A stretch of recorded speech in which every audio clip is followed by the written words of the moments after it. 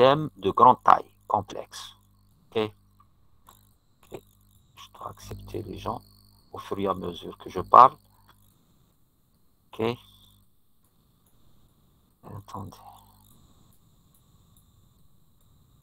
Je vais partager avec vous l'écran. Je vais vous poser quand même des questions. Il y a des gens quand même.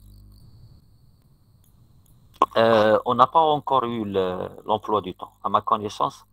Est-ce que vous avez reçu un emploi du temps? Non, on n'a rien reçu, monsieur. Ok, pour l'instant, ok. Ok. Normalement, vous êtes en train de voir mon écran. C'est bon? Vous arrivez à voir?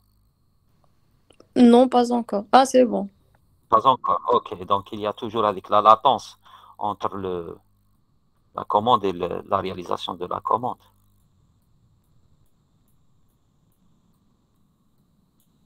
Ok.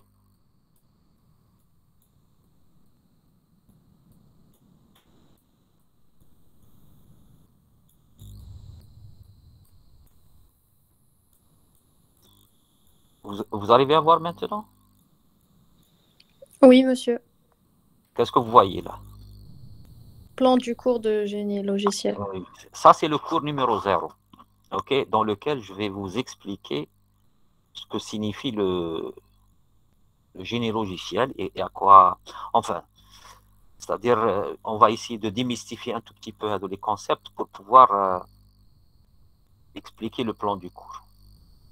Ok, patienter. Il y a toujours du monde qui arrive, donc je suis obligé de valider au fur et à mesure que je parle. Okay. Je ne sais pas s'il va y avoir encore d'autres mondes. Est-ce que vous connaissez une option pour valider automatiquement pour tout le monde? Est-ce qu'il y a des gens qui ont manipulé Google Meet? Monsieur, quelle extension à Google Chrome? C'est-à-dire il faut avoir un compte. J'ai pas bien compris. Ah, n'ayez pas peur. Monsieur, quelle l'extension اسمها Google Meet Auto Admit. Eh? Il faut l'installer Oui, ou l'activer. il faut l'installer مع la Ah, synchronisation مع الكونت تاعك مع d'accord. après. Ok. Ça va nous éviter par la suite. Ben, je pense au cours suivant. Ok, je ne vais pas m'amuser à chaque fois de rester validé. Ok, c'est bon. On a un compte. On vient de nous créer des comptes USCHB Google pour Google. Enfin, des comptes Google de l'USCHB, mais sous la couverture Google. Des comptes USCHB, mais gérés par Google. Donc, je crois qu'on aura assez de privilèges pour activer ces fonctionnalités. J'espère bien. OK. Donc, je vais vous présenter cette matière-là. Est-ce qu'il y a des gens qui ont déjà entendu parler, enfin, qui ont déjà eu des connaissances sur le génie logiciel?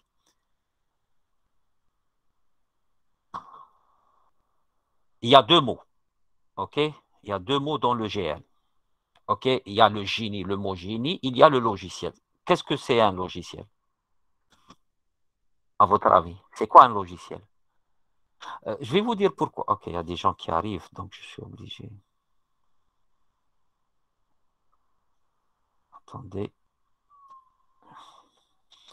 Désolé, il y a des gens qui arrivent, je ne peux pas les laisser quand même. OK.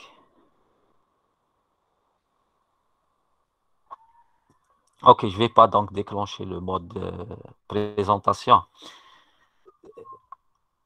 Donc, il y a une question qui m'a été posée par un de vos collègues des années passées. Il m'avait demandé, cher, c'est quoi un logiciel? Un logiciel, c'est quoi un logiciel? OK, sincèrement. Est-ce qu'il y a quelqu'un qui peut me dire qu'est-ce que c'est un logiciel? Est-ce que c'est le code source? Est-ce que c'est le code exécutable? Est-ce que c'est la documentation technique, documentation il faut tout d'abord, je ne sais pas si vous avez bien compris la question ou non.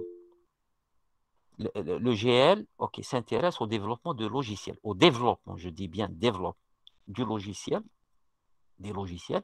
Et les logiciels ne sont pas uniquement le code source ou bien le code exécutable. C'est tout cela, tout ce que je viens de citer, ça forme un produit qu'on appelle le logiciel. Le logiciel n'est pas uniquement un truc exécutable.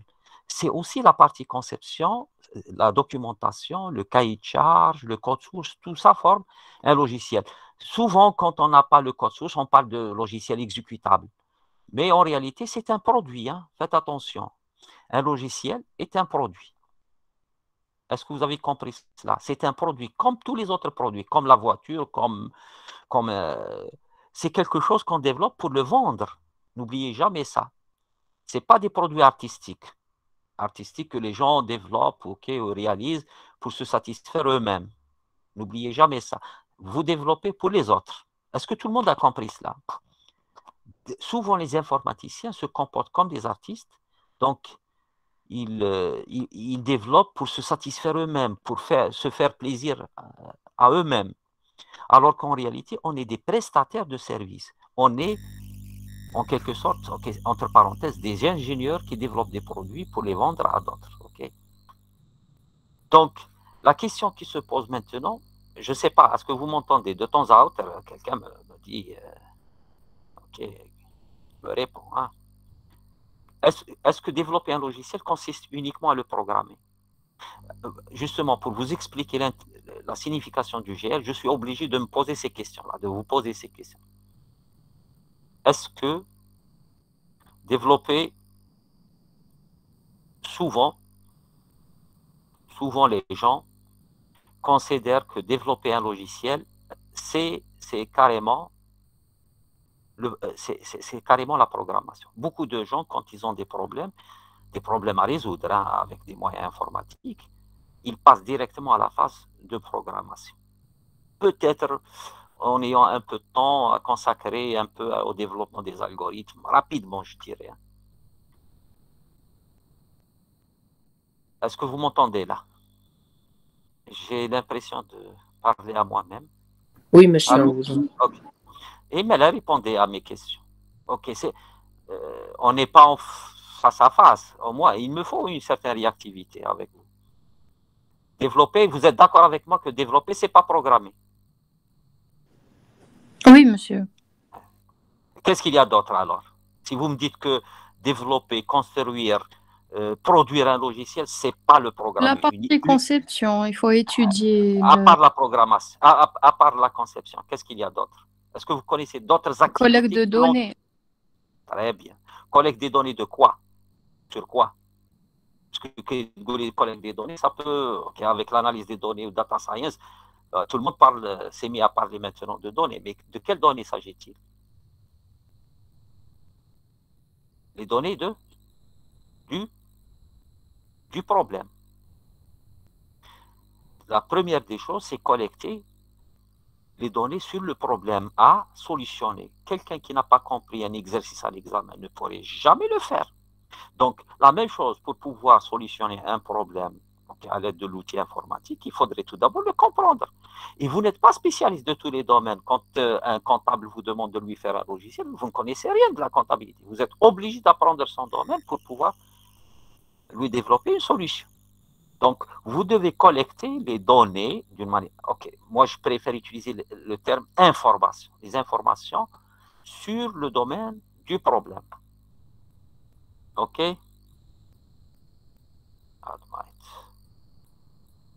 Est-ce que tout le monde a compris cela? Donc, développer un logiciel ne consiste pas uniquement à le programmer. Il y a d'autres activités, parmi lesquelles il y a la collecte des données sur le problème. C'est ce qu'on appelle l'analyse et définition des besoins, qui est l'étape la plus importante. Parce que si quelqu'un fait des fautes lors de cette phase-là, ça va se traduire par une mauvaise conception, par une mauvaise programmation, c'est-à-dire vous allez programmer peut-être quelque chose qui va fonctionner, mais pas tel que tel que le veut le client. Vous allez faire des choses qui ne correspondent pas à ce que cherche le client. C'est-à-dire vous allez réaliser des fonctionnalités qui ne correspondent pas aux besoins réels du client. Si je vous demande de me faire un logiciel de traitement de texte, si vous me faites je ne sais pas, un traitement de paye, c'est pas ce que j'ai demandé, même si ça marche. C'est ça ce que je voulais dire par faute de définition des besoins. Tout le monde connaît la conception parce que vous en avez déjà eu l'occasion de le faire. Dans les autres modules, par exemple pour les systèmes d'information, vous connaissez les modèles conceptuels de données, modèles conceptuels de traitement. Ça, c'est pour les systèmes d'information. Sachez qu'il y a d'autres méthodes, hein. Il n'y a pas que cela. Il y a pas mal de méthodes. Je parle du mot méthode, okay, de conception. À part la conception et l'analyse des besoins, est-ce que vous connaissez une activité vraiment très importante dans le développement des logiciels?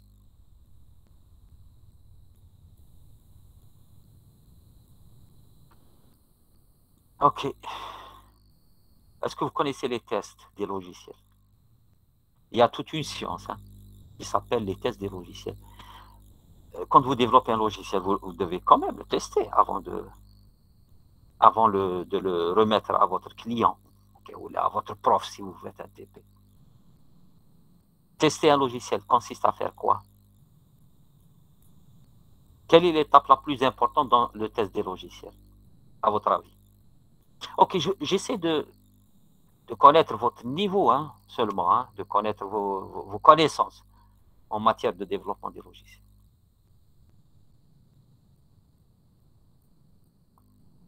Allô? Allô?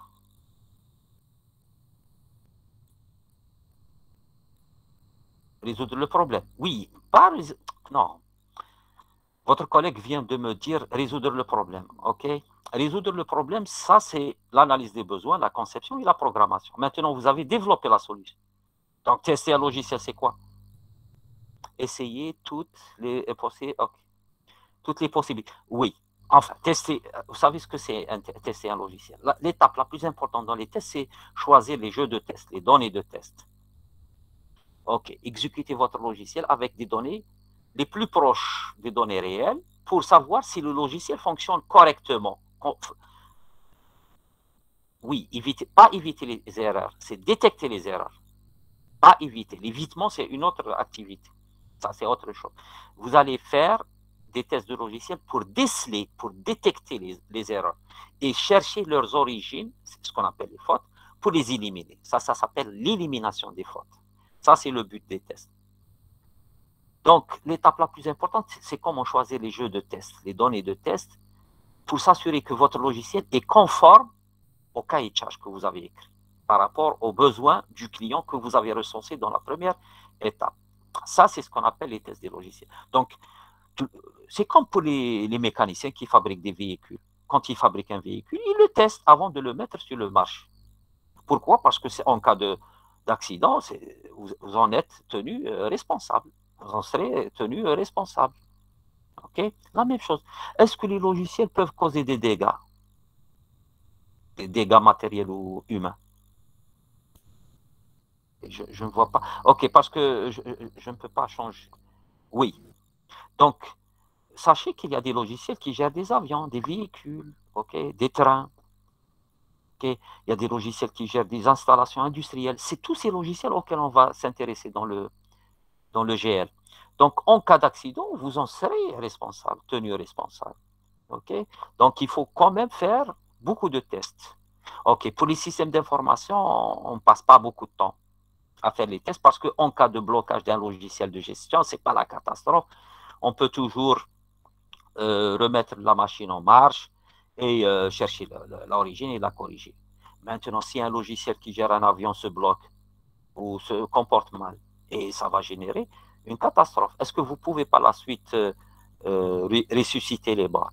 Vous ne pourrez pas le faire. Et vous en serez tenu responsable. Okay? Donc là, il y a quand même certaines exigences quand vous développez des logiciels de ce type-là. OK. Donc le but, c'est de développer des produits logiciels. Quand je dis produits logiciels, c'est tout, hein. c'est les programmes que vous allez écrire, plus la documentation, plus les exécutables que vous allez générer, avec tous les scripts. Tout cela forme le produit logiciel. Et ces logiciels, souvent, sont de nature très, très complexe, de grande taille. Quand je dis complexité, ça veut dire c'est une complexité en taille ou bien une complexité en structure. C'est-à-dire la structure est très compliquée. Donc, ce qui fait que ce logiciel-là pourrait se comporter de façon pas très conforme à ce que cherche le client et ça peut générer des pannes de différentes natures. Certaines pannes peuvent causer même des dégâts irréversibles. Donc, c'est ça. Est-ce que le développement des logiciels est un art? Beaucoup d'informaticiens, je le constate, et c'est toujours se comportent comme des artistes. Ils aiment programmer. Beaucoup, enfin, les informaticiens aiment programmer parce qu'il y a quand même une certaine partie d'artistes dans le développement, dans la programmation. Mais un artiste, généralement, fait les choses pour lui-même, alors que nous essayons de ressembler à des ingénieurs. Les ingénieurs, non, ils suivent des méthodes rigoureuses, ils savent ce qu'ils veulent produire, ils ont des méthodes avec une démarche logique, qui comporte des étapes bien définies pour réaliser le travail, avec une démarche rigoureuse, c'est-à-dire pour chaque étape, il y a des phases de validation, de vérification, pour s'assurer que le produit, à la fin du processus, sera conforme aux besoins réels du client. Et ça ne va pas générer des catastrophes. C'est ça ce qu'on essaie de faire dans le génie logiciel. Génie, c'est le mot qui est en relation avec l'ingénierie, avec l'activité d'ingénierie. On essaie de ressembler à des ingénieurs plus qu'à des artistes. Bien qu'il y a une certaine spécificité dans le domaine de l'informatique. C'est que nos produits ne sont pas matériels. Est-ce que vous avez constaté ça? Ok, j'active. Il y a des gens qui rejoignent en retard. Est-ce que vous avez constaté que le produit logiciel, vous avez conscience que nos produits logiciels ne sont pas des produits matériels, c'est des produits conceptuels. On ne peut pas les voir. Est-ce que quelqu'un parmi vous a vu un logiciel de ses propres yeux? Le logiciel, ce n'est pas avec l'ensemble des lignes que vous écrivez. Okay?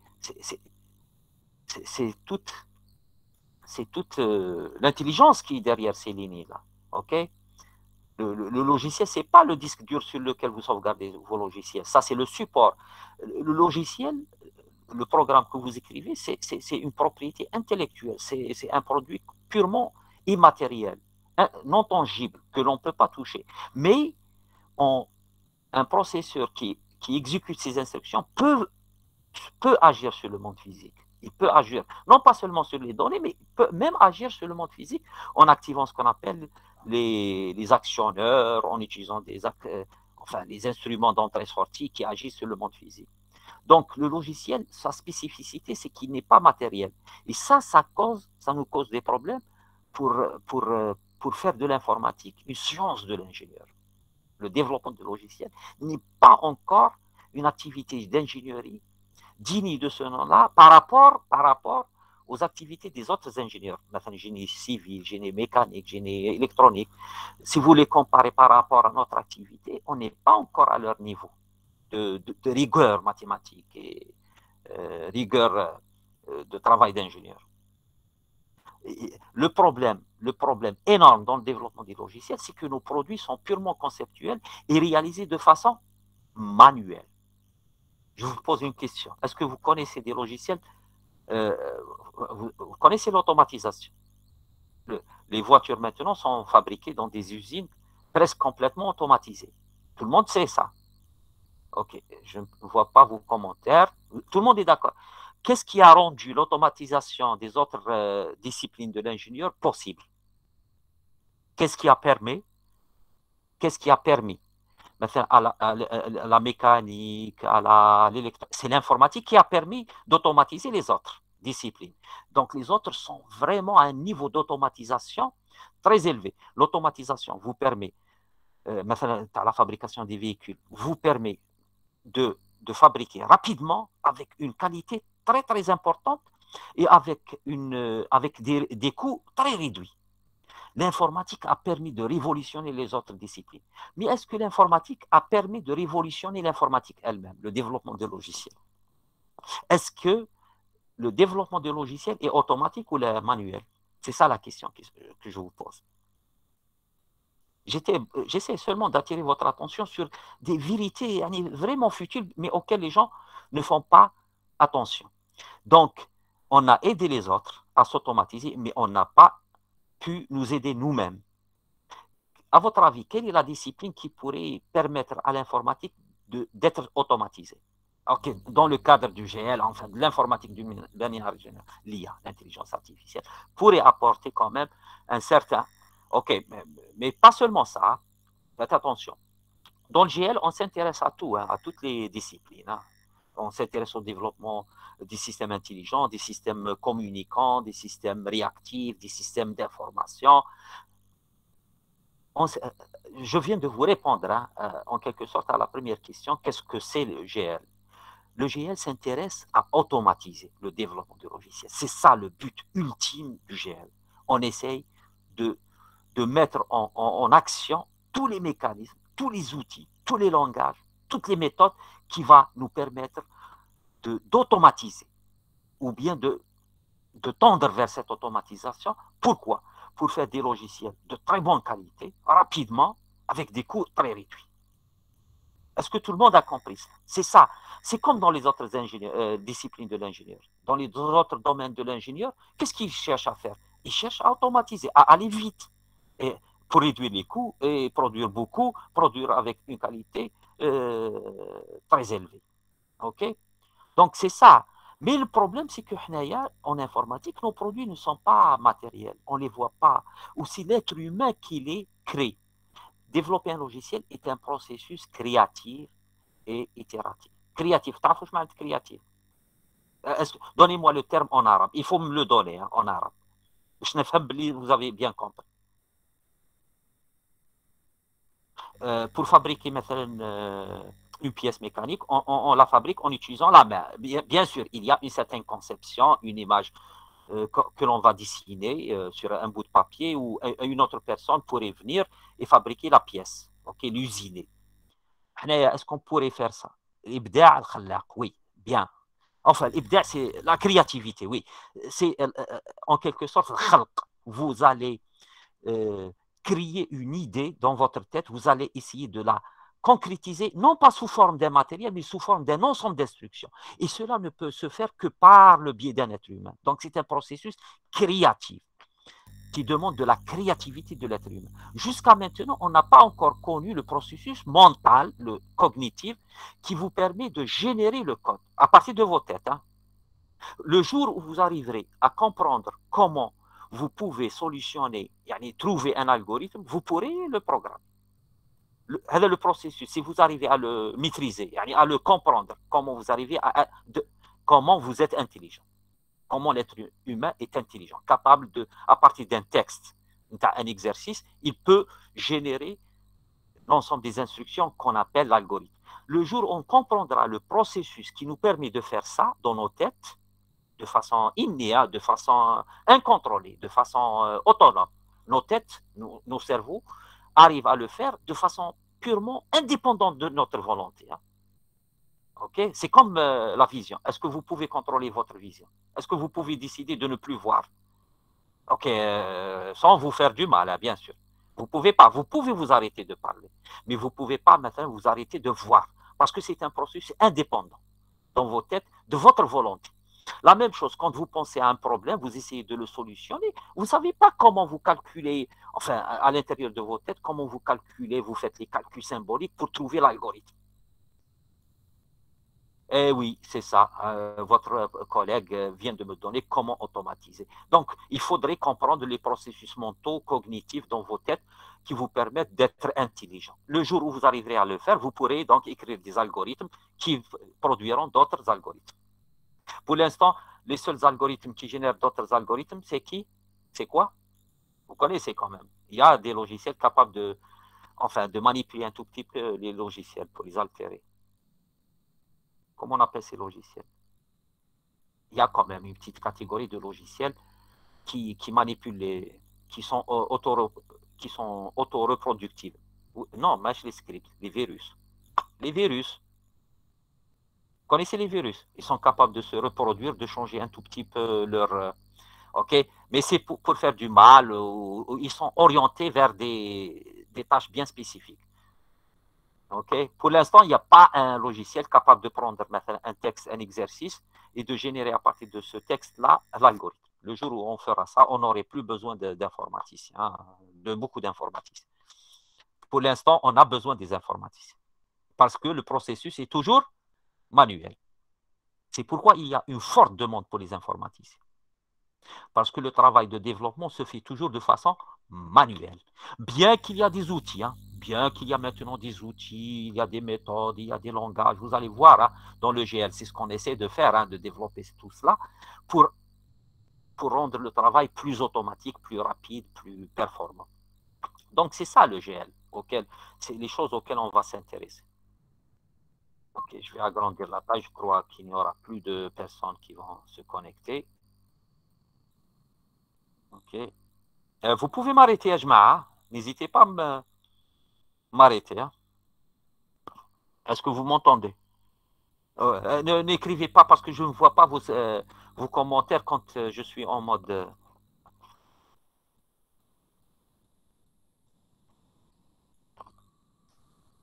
Donc, le GL, c'est quoi? C'est une science de l'ingénieur qui vise à proposer quoi? Des méthodes d'ingénierie. Où je mets les méthodes d'ingénierie? Autrefois, les gens faisaient le travail comme des artistes.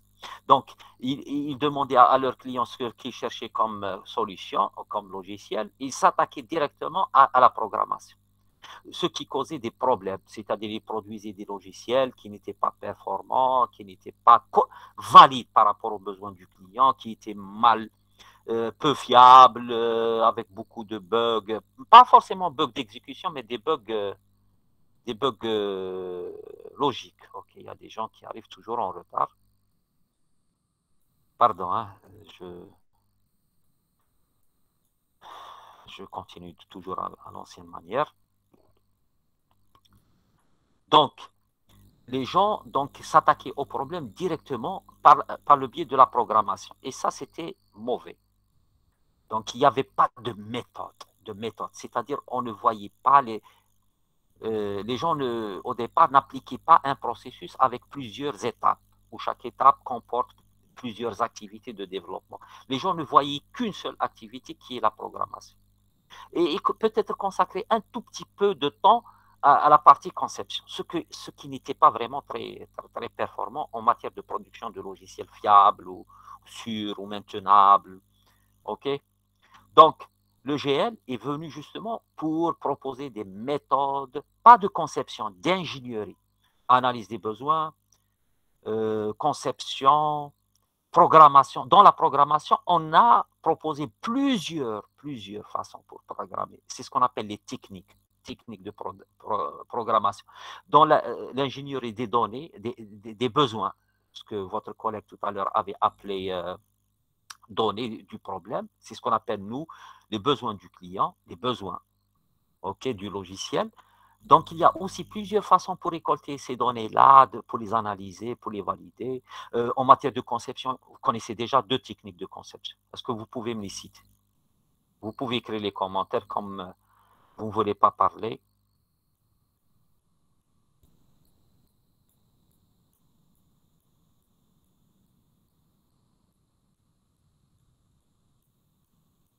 Allô? Allô? Est-ce que vous m'entendez? Est-ce que vous pouvez me citer? Mais allez, c'est pas... Choufou, l'erreur est humaine. L'erreur n'est pas... C'est-à-dire, c'est l'erreur qui vous permet d'apprendre. Si vous ne faites pas des erreurs, vous ne pourrez pas apprendre. Mais allez, vous me donnez des solutions, enfin des réponses. Même si elles sont erronées, ça va nous permettre d'avancer. Quelles sont les techniques de conception que vous connaissez? Vous connaissez déjà conception et programmation. Est-ce que vous connaissez la conception orientée objet? Vous en avez entendu parler? Oui, la conception procédurale, basée sur comme dans le C. Il y a la conception basée sur les clauses de Horn, OK? MCD, c'est une conception orientée données. Il y a la conception orientée objet, parce que objet, ce n'est pas les données. Hein. Ça mixe les données et les traitements. Il y a la conception orientée procédurale, et il y a d'autres, hein, programmation logique, etc. OK, les deux les plus connus, c'est la conception et programmation procédurale. Il y a la conception orientée données, il y a la conception orientée objet. OK, donc vous voyez, il y a plusieurs techniques pour faire le travail. Donc, on a dit que le GL s'intéresse à la proposition des méthodes. Les méthodes, c'est quoi? C'est les différentes activités organisées, enchaînées logiquement pour résoudre un problème. Il y a des gens qui aiment les méthodes séquentielles, il y a certains qui aiment faire des méthodes parallèles, utiliser des façons, des processus parallèles pour faire le travail. Il y a certains qui utilisent des approches itératives. On verra ça par la suite. Dans chaque étape, il y a des activités. Maintenant, la conception, il y a plusieurs techniques pour faire la conception. Pour la programmation, il y a plusieurs techniques pour faire la programmation. Programmation orientée objet, programmation procédurale. Même pour les tests des logiciels, c'est une étape très importante. Il y a plusieurs techniques. Il y a des techniques, ce qu'on appelle de tests fonctionnels, les tests structurels, les tests de surcharge, etc. Donc, le GL aussi s'intéresse à la proposition des langages. Pas seulement les langages d'objets, de programmation. Il y a aussi les langages pour décrire les besoins du client. Tout à l'heure, vous avez parlé de la collecte des données. Est-ce qu'on va collecter les données en utilisant uniquement le langage naturel?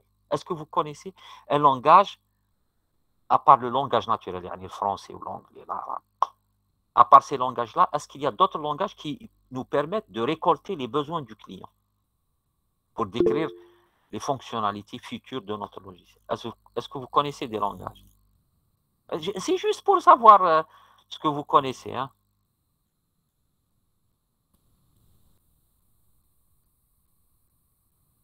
Est-ce que vous avez entendu parler du langage UML? UML.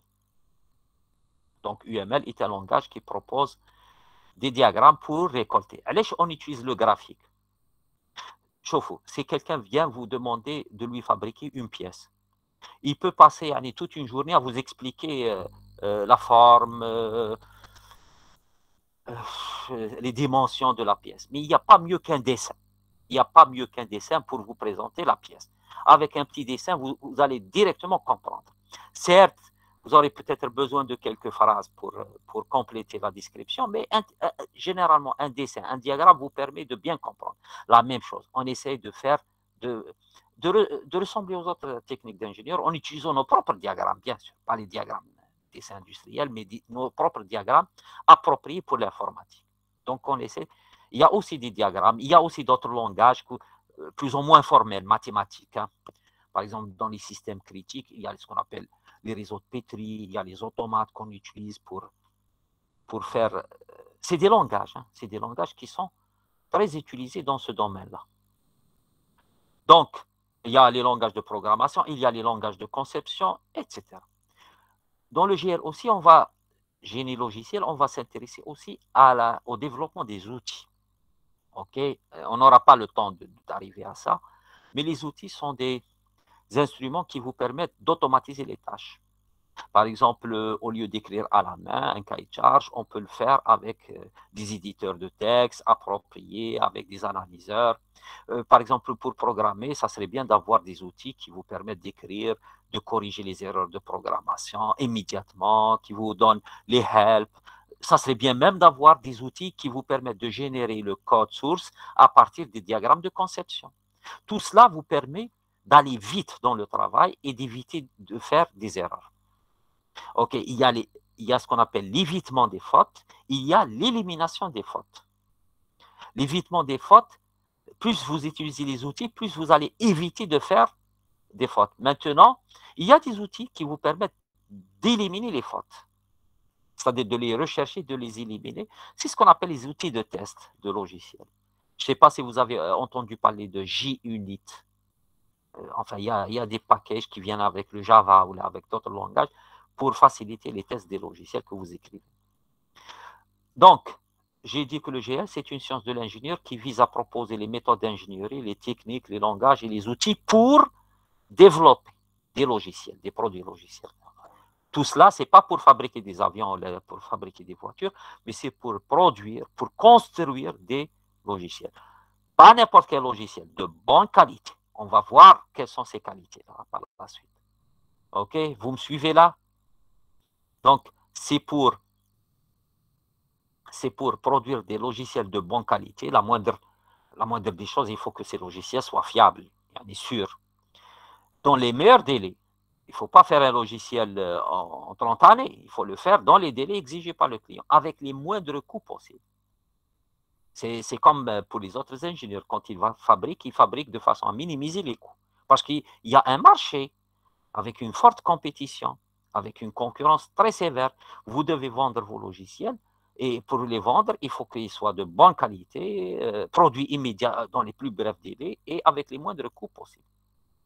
Donc, je répète, voici le schéma général des grandes activités, des grandes étapes dans le développement des logiciels. Ça, c'est ce qu'on appelle le modèle en cascade. On va l'apprendre par la suite. Donc, les grandes activités que l'on retrouve dans le développement des logiciels, c'est l'analyse et définition des besoins du client pour fabriquer le logiciel. Ensuite, il y a la phase de conception. Ensuite, il y a la réalisation, c'est-à-dire le codage, la programmation, avec les tests sur les différentes fonctions. Ensuite, on fait l'intégration, le regroupement des différents morceaux du programme pour réaliser. Parce qu'on s'intéresse à des systèmes logiciels complexes, n'oubliez pas ça. Et à la fin, il y a la mise en exploitation et la maintenance. C'est-à-dire quand vous livrez le logiciel à votre client, s'il y a des erreurs, ça va être fait par les gens de la maintenance. Ce n'est plus les tests. Les tests, c'est avant livraison. La maintenance, c'est après livraison. Quand vous faites l'analyse des besoins, vous générez un cahier de charge. Le cahier de charge contient tout ce que cherche le client, comme fonctionnalité, comme besoin, comme performance, etc. Quand vous faites la conception, vous allez générer des diagrammes, ce qu'on appelle les documents de conception. Et quand vous programmez, vous allez avoir le code source plus les documents, ce qu'on appelle les spécifications de votre logiciel. Les testeurs vont prendre le code source, ils vont prendre les spécifications, ils vont exécuter ce code-là et s'assurer qu'il est conforme aux spécifications. Yani le programme Rahou Yimchi qui met comme le veut le client. Enfin, le client tel qu'il est décrit dans le cahier de charge. Maintenant, si le cahier de charge contient des erreurs, c'est catastrophique. Et à la fin, vous livrez le logiciel avec les documents d'aide à votre client. Maintenant, s'il y a des erreurs qui sont détectées, c'est les gens de la maintenance qui vont le corriger. Donc, c'est un peu compliqué.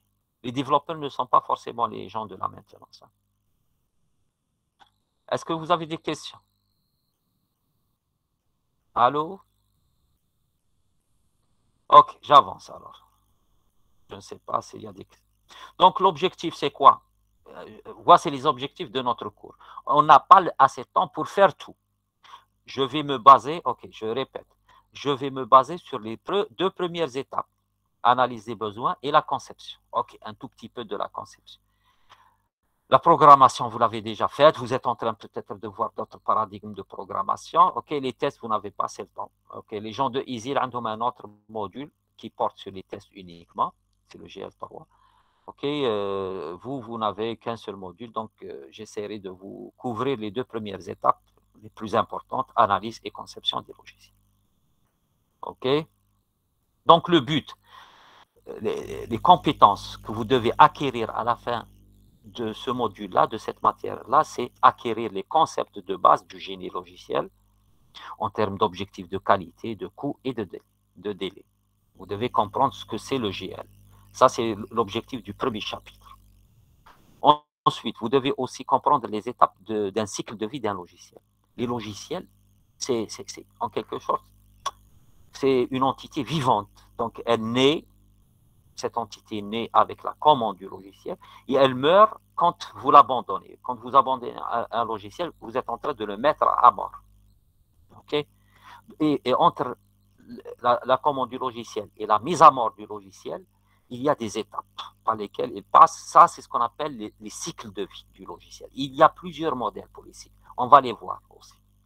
Vous devez aussi comprendre le processus de spécification et d'analyse des besoins en utilisant les diagrammes de cas d'utilisation UML. Vous devez être capable de dialoguer en quelque sorte avec les clients pour recenser leurs besoins et les dessiner sous forme d'un diagramme. Les diagrammes, et non pas seulement le langage naturel. Vous allez utiliser le langage naturel. Hein. Par exemple, le PFE, vous devez écrire des phrases, ça c'est sûr. Mais vous devez compléter les descriptions en langage naturel, vous devez les compléter avec des diagrammes, parce que les diagrammes sont graphiques, et les graphiques vous permettent de rendre la signification des phrases plus précise. La signification, vous allez lever les ambiguïtés et vous allez éclaircir et compartimenter, structurer les besoins du client. Les besoins, c'est les futures fonctionnalités. C'est les fonctionnalités de votre futur logiciel que vous allez décrire. Parce que dans un logiciel, il n'y a pas que 2 ou 3 fonctionnalités. Il peut y avoir une centaine, des milliers de fonctionnalités pour les logiciels complets. Vous devez les recenser sans rien oublier et sans qu'il y ait des contradictions entre les besoins. Est-ce que vous pouvez me donner les besoins de logiciel que je suis en train d'utiliser, le PowerPoint, et parlez, s'il vous plaît. J'aime bien entendre vos voix. يا جماعة ما تخافوش. N'ayez pas peur. N'ayez pas. Allô? Allô? Des commentaires, معليش. Donnez-moi une petite fonctionnalité du PowerPoint. Tout le monde connaît le PowerPoint. Ok. Si vous ne connaissez pas le PowerPoint, t'as le Word. Je vais vous donner un exemple. Ok, ça c'est un autre logiciel. Ok, ça a les fonctionnalités. قبل ما يديروا هذا logiciel avec cette interface, par exemple, vous voyez l'interface, le menu. Par exemple, l'une des fonctionnalités de mon logiciel, c'est de créer un nouveau fichier, un nouveau document. Ok, vous pouvez créer. Le client au départ a demandé à celui qui a fait ce logiciel, est-ce que je veux avoir un logiciel qui me permet de créer des présentations. Des présentations, ok, ouvrir, fermer, enregistrer, imprimer. Ça, c'est des fonctionnalités. Ok. Par exemple, insérer, il y a l'insertion, insérer des images, insérer des graphiques. Ça, c'est des fonctionnalités. Maintenant, ça, c'est des logiciels de bureau, c'est-à-dire avec beaucoup d'interactivité avec les êtres humains. Mais il y a des logiciels qui n'ont pas des menus comme ça. L'ascenseur. Il y a un logiciel derrière l'ascenseur, ok, qui gère l'ascenseur. Ce logiciel s'interagit avec l'être humain à travers des boutons et non pas à travers des menus. Hein. Faites attention, il y a des logiciels spécifiques qui n'ont pas d'interface classique. Le téléphone, le système d'exploitation de téléphone, ok, il utilise touchscreen, ok, un écran tactile, etc. Ou avec des boutons, avec des écrans sur lesquels que vous allez toucher pour activer des fonctionnalités. Faites attention. Ce qui nous intéresse, nous, ce n'est pas l'interface graphique. Là, en fait. Pour les non-voyants, on utilise le braille, par exemple. On peut utiliser même la voix pour communiquer avec certains logiciels. Et ce qui nous intéresse, nous, c'est les fonctionnalités qui sont derrière tout ça. OK? Donc, tout cela, on doit les recenser avant de faire le logiciel. Si vous oubliez une fonctionnalité, c'est que ça va se traduire par un manquement, okay, au désir du client. Vous devez aussi être capable, okay, de faire la conception de la vue statique d'un logiciel à l'aide des diagrammes de classe. Donc, la vue statique, c'est les composants de votre logiciel. Les composants du logiciel, ce ne sont pas seulement les données, ce ne sont pas uniquement les fonctions, c'est les deux à la fois. On va utiliser une approche orientée objet. Donc, on va faire une conception à base des classes. Tout le monde connaît les classes. S'il vous plaît, un peu de... Oui. Ok. Écrivez des commentaires. Mais allez, je vais faire le va-et-vient entre... Donc, il n'y a pas des gens qui n'ont pas fait l'orienté objet. Tout le monde connaît l'orienté objet. Ça, c'est l'avantage que vous avez. Vous devez aussi apprendre à faire la conception de la vue dynamique d'un logiciel à l'aide des diagrammes UML. À l'aide des diagrammes UML de séquences et d'état de transition. Pourquoi? Vous savez pourquoi? Un objet ne fait qu'une partie du travail. Donc, pour réaliser une fonctionnalité, tu as un logiciel, il faut la coopération entre plusieurs objets. Chaque objet fera une partie du travail. Il faut qu'il y ait la communication entre ces... Ok, je ne sais pas s'il y a un outil qui me permet de dessiner.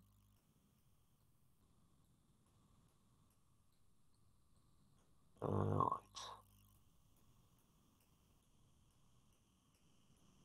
Ok, ok, désolé. Allez, j'avance. C'est bon? Donc, c'est ça les grandes compétences que vous devez acquérir à la fin de ce cours-là, okay, à la fin du semestre. Vous devez être capable de répondre à la question qu'est-ce que c'est le GL, quel est son but. Vous devez comprendre la notion de cycle de vie, quelles sont les différentes étapes dans le cycle de vie d'un logiciel, quelles sont les grandes activités menées pour développer un logiciel. Ensuite, vous devez être capable au moins de faire deux choses, la spécification des besoins, okay, à l'aide des diagrammes avec leur analyse, et vous devez être capable de faire la conception des logiciels en utilisant les diagrammes de classe, les diagrammes de séquence et, Inch'Allah, aussi les diagrammes d'état de transition si on aura assez. J'aimerais bien vous faire d'autres diagrammes, mais Allah ghalb. Okay? C'est tout ce dont on dispose hein, pour l'instant. Vous devez... Ok. De toute façon... Pardon, je ne sais pas qu'est-ce qui se passe là.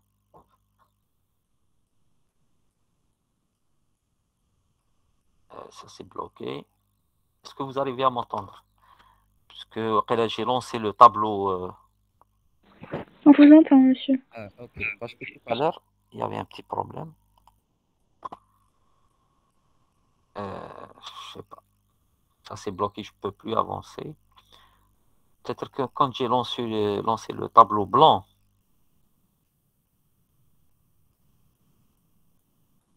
ok, vous patientez. Est-ce que vous avez des questions? Ok. Je vous ai dit, dans le GL, on s'intéresse au développement de tous les logiciels, quelle que soit leur nature. Il y a du GL pour les systèmes intelligents, il y a du GL pour les systèmes d'information, pour les systèmes communicants, les protocoles de communication. Mais, enfin, c'est les mêmes, ils utilisent les mêmes concepts appliqués à des domaines bien particuliers. Ok, je n'arrive pas à avancer. Je crois que quand j'ai lancé le tableau blanc, il s'est activé, mais j'aurais dû tester ça avant. Ok, autrefois, j'utilisais un WebEx okay, qui me permettait de... Ok, c'est bon, normalement. Tableau de bord, ok. Ok, معلش, la prochaine fois, je vais l'essayer, pas aujourd'hui.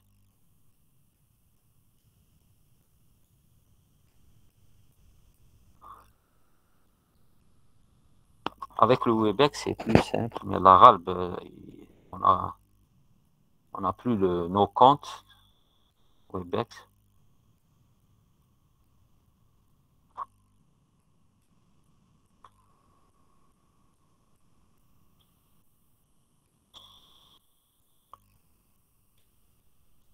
Ok.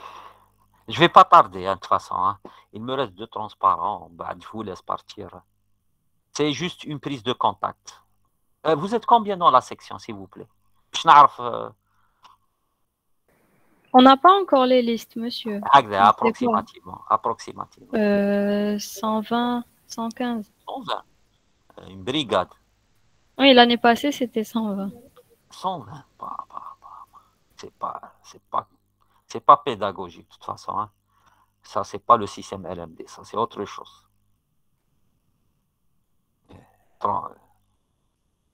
Comment on va faire pour les... Ok, moi, je vous conseille... Ok, je vais vous envoyer, entre-temps, hein, parce que je ne sais pas qu'est-ce qu'il est en train de faire, mon système. Je vais essayer de désactiver le whiteboarding. Okay, je vais l'essayer plus tard. Donc, qu'est-ce que j'étais en train de vous dire là? J'ai ma chaîne YouTube dans laquelle j'ai enregistré les séances les années passées, les 2 années passées. Donc, il y a dedans tous mes cours. OK? Il y a dedans tous mes cours. Vous m'entendez là? OK? Rappelez-moi, la déléguée, Manel, c'est ça? Yalla. Oui, c'est ça. Donc, vous m'envoyez un mail pour que je vous envoie les mails vers les playlists. OK, c'est en mode restreint, ce n'est pas accessible par tout le monde. C'est uniquement à mes étudiants que je donne l'accès. OK, à tous ceux qui veulent y D'accord. accéder. OK, je vous enverrai. Donc, essayez de, ceux qui ratent les cours, enfin, ça serait bien de revoir, si vous avez assez de temps, de revoir les cours avec les questions posées par vos collègues des années passées. Donc, c'est le même cours que j'ai enseigné à L2 ISIL, OK, et L3 à 4, okay, des années passées. Donc, ça pourrait vous intéresser quand même. Il y a dedans pas mal de choses. Hein. OK, c'est bon. Est-ce que vous avez compris les grandes lignes sur les objectifs du cours? C'est bon?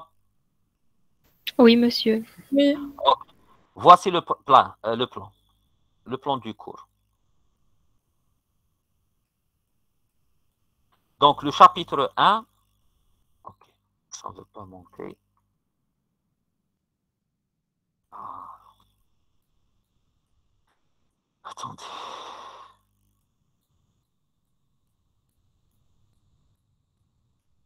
C'est pas ça.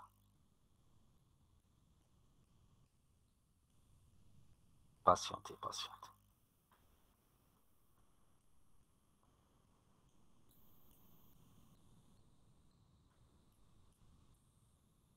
Donc, le chapitre 1 va porter sur l'introduction au GL. On va voir la crise du logiciel. Il y a une crise qui a poussé les gens à développer, à proposer cette nouvelle science, le GL, enfin, cette discipline qu'on appelle le GL.